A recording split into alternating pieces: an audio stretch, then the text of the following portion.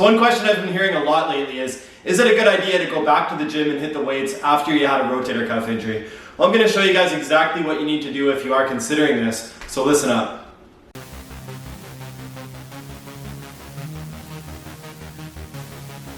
And of course, the number one thing, you have to subscribe to Riley Rehab, because I'm going to be making new videos every single week helping you become the expert of your own body. And with rotator cuff injuries, this is a common thing. You might have heard rotator cuff injury, might have heard impingement, might have heard shoulder sprain, strain. Basically, these are a ton of different little things that can happen where your shoulder hurts a lot, where you can still lift it somewhat, but it's really painful. And a lot of the times they can be caused by working out of the gym. So it's always tricky to know, should I go back to the gym or should I not? And in my opinion, I will say it depends. And the first thing I would want you to do in general is ask yourself this.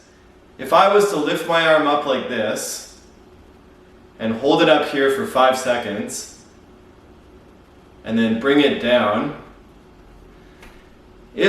number one, am I able to do it?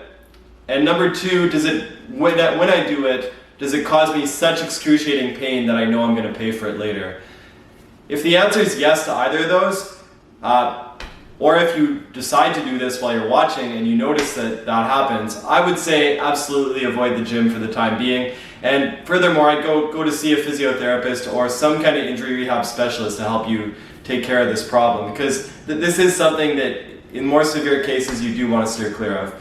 However, if you are one of those many people who could do it, and either felt no pain or when you did it, it kind of was achy, a little sore, but nothing you couldn't really handle, then I would say you can go back to the gym in many cases. However, you do still have to have some caution. And what I personally would recommend is take the weights that you normally lift in your mind and lift 25% of them. And the one example I'd use with that is, I'd say if you're normally bench pressing 100 pounds, let's say, you'd be bench pressing 25 pounds instead. And doing that actually is really good for your shoulder in many cases, because what you're doing is you're still training those rotator cuff muscles to improve themselves. So if you did do the usual exercises, assuming it's not causing you excruciating pain, you can do them with less weight. And in many ways, you're going to redevelop the shoulder, you're going to help it heal faster by doing it. 25% isn't an absolute rule. You can always go a little higher, a little lower depending, but I would say that's a good starting point to go with. So I think if you're in one of those categories, you should be perfectly fine to go hit the gym in many cases, but the one thing that kind of clouds this whole thing, and I'm sure many of you will realize this the moment you try this, is the psychology behind it. If I tell you, I'm assuming most people watching this are probably younger men and women, people who lift weights and are probably used to lifting weights on the heavier side.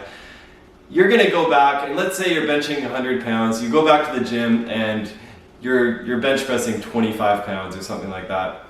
And then you see the 13-year-old next to you doing like triple that weight. All of a sudden, it's going to get to your head, or for many people it will get in their head, and they'll see that and immediately they'll be like, oh, I'm going to show you, like that's BS, I'm not going to do it. And then they're going to go ahead and they're going to try to lift more weight, or you're going to go ahead and you're going to try to lift more weight, and then you're going to hurt your shoulder because you overdid it. So that's one really huge thing. Often a reason why you should stay away from the gym if you do feel like you're going to get that competitive and you're going to have that sink into your head, because the real benefit from doing this comes from starting at a low amount of weight. And the other side of psychology too is you might be bored to death while you do this. This is one thing that I know, because I've been through the exact same thing. You're not going to feel the normal burn you feel in your major muscle areas like your pecs and your lats and your yada yada. What you're going to do is you're probably just going to feel a little ache in the shoulder, and that's perfectly fine, but it might not be as engaging, and it might be one of those things that makes you just decide, okay, I don't want to do the gym, this isn't fun anymore. And if that is the case, you do have to have a backup plan, and I really strongly believe that anybody who's in this boat should do this. The plan B is get yourself one of these exercise bands. Look up some of my other videos on shoulder rehab exercises, because I show you some things you can do in your own home to help redevelop your shoulder. But basically, using a TheraBand, you'd be doing exercises such as this in order to strengthen the rotator cuff. And you can also get away with just grabbing household items like soup cans and even just doing little chest presses or rows with them as well, just to build the shoulder back. I'll go in greater detail with this in a future video, but just keep in mind that if you can't handle the gym, if you know absolutely you're going to be either bored to death, or number two, you're just going to be shown up by somebody and you're going to be overly competitive, your best bet is to just go home and continue with the exercises, because the single worst thing you can do if you have a shoulder and you're in this condition is to not do anything at all. Your body, in the majority of cases, your body will respond better to loading it up more, assuming you're not overdoing it, but you still want to do something, because doing nothing is going to slow your recovery down tremendously. So with that being said, there's one last point I want to get into, and that's which exercises are safe and which are not safe.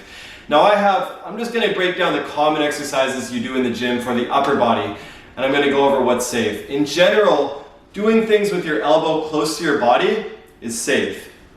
The further your elbow goes away from your body, the more dangerous it gets and the more risky it gets. Doesn't mean you absolutely can't do them, but they get a little riskier. So if I was to recommend anything where you'd want to go a little higher on the weight or take a little more of a risk, the exercises such as a dumbbell rows where you're pulling like this, or a chest press where your elbows are close to your body, for example, close grip chest press, those are much safer ones to push it on. And I would say if you are going to try to increase your weight with anything, it's better to start with those.